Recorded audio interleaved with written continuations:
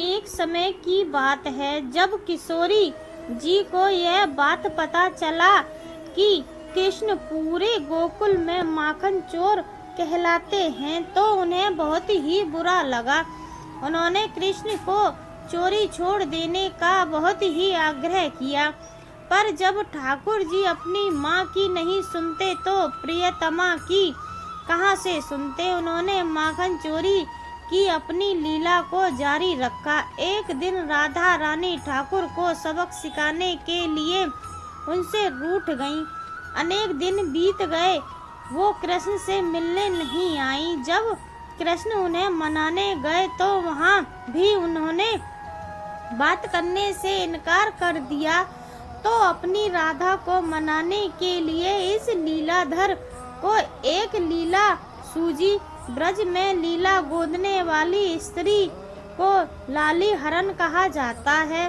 तो कृष्ण घूंघट ओढ़कर एक लाली हरण को भेष बनाकर बरसाने की गलियों में पुकार करते हुए घूमने लगे। जब वो बरसाने राधा रानी की ऊंची अटरिया के नीचे आए तो आवाज देने लगे, मैं दूर गांव से आई हूँ, देख ऊंची अटारी दीदार की मैं प्यासी, दर्शन दो वृषभान दुलारी, हाथ जोड़ विनती करूँ अर्ज मान लो हमारी, आपकी गलियां गुहार करें लिल्या गुदवा लो प्यारी। जब किशोरी जी ने यह आवाज सुनी तो तुरंत विशाखा सखी को भेजा और उस लाली हरण को बुलवाने के लिए कहा।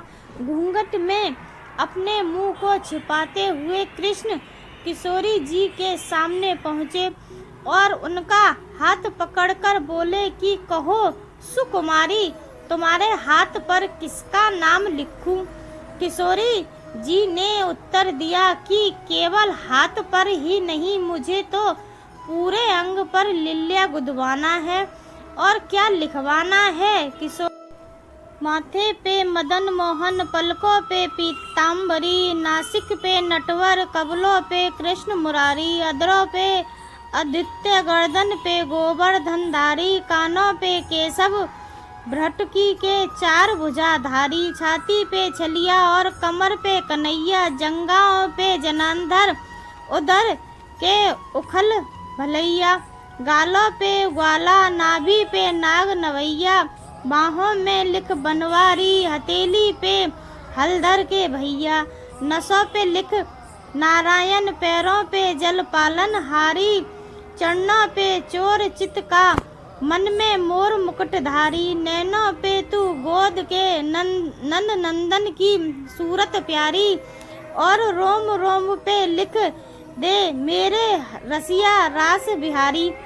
जब ठाकुर जी ने सुना कि राधा अपने रोम रोम पर मेरा ही नाम लिखवाना चाहती है तो खुशी से भोर हुए और प्रभु उन्हें अपनी सुध ना रही और वे भूल गए कि वो एक लाली हरण के वेश में बरसाने के महल में राधा के सामने ही बैठे हैं। वो खड़े होकर जोर जोर से नाचने लगे।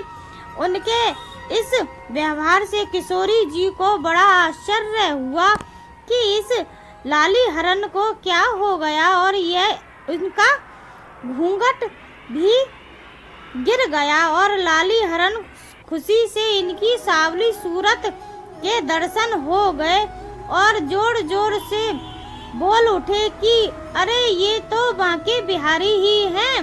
अपने प्रेम का इजहार पर किशोरी जो बहुत लज्जित हो गईं और अब उनके पास कन्हैया जी को क्षमा करने के अलावा कोई रास्ता ना था। ठाकुर जी किशोरी के अपने प्रति अपार प्रेम जानकर गदगद हो गए और भाव विभोर होने लगे। जय श्री श्याम, राधे राधे।